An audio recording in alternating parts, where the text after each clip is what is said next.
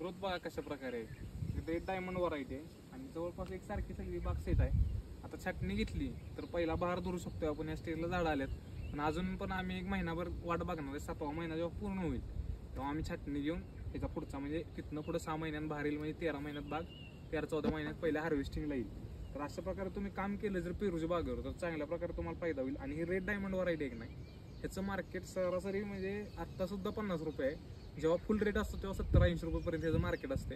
ही variety बाकीच्या पेरून जसं तायवान पिंकचं मार्केट 20-25-30 रुपयेपर्यंत येतं तसं ह्याचं येत नाही अजून तरी, कारण ह्याच्या लागणी कमी आहे. आणि कारण ह्याच्या रोपाचीच किंमत जवळपास 160-170 रुपयाच्या आसपास रेंज आहे रोपांची. एक रोप तेवढ्याला बसते.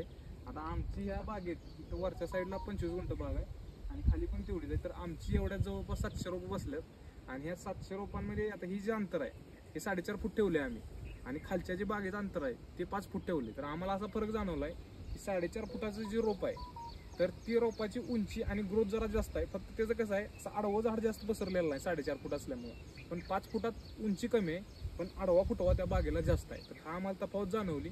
पण ही व्हरायटी म्हणजे बऱ्यापैकी चांगल्या प्रकारे आपल्या इथे सेट झाली आणि चांगली ग्रोथ पण झाली. तर ही लावताना फक्त काय ही रोपं तुम्हाला पहिल्या महिन्यातच जास्त जमवतात.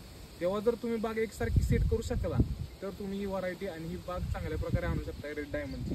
कारण नवीन व्हरायटी VNRच्या वगैरे कसं आहे, जुन्या व्हरायटी असल्यामुळे ते सेट होतात लगेच मातीतून आणि त्यांचं टिश्यू हे पण चांगलं आहे. तसं ह्याचं नाही, ही जर सेट करायला तुम्ही कष्ट घेतलं नाही व्यवस्थित तर पहिल्या महिन्यातच तुमची रोपं जातात. कारण ह्यात जवळपास आम्हाला रोपच लागल्यात 1.5-2 लाख रुपयाची.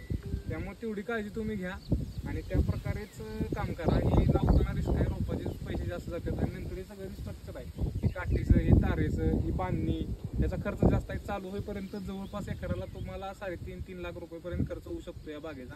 त्यानंतर तुम्हाला कारण आता फॉर्म पण बसणार ह्याच्यावर, फॉर्म पिशवी येणार, त्याचा पण खर्च आहे. त्यामुळं लक्ष देऊन पेरू शेती करताना काळजीपूर्वक करा. पेरूची शेती कसं आहे, तुम्ही जेवढं लक्ष देऊन करशील तेवढा फायद्यात जाईल.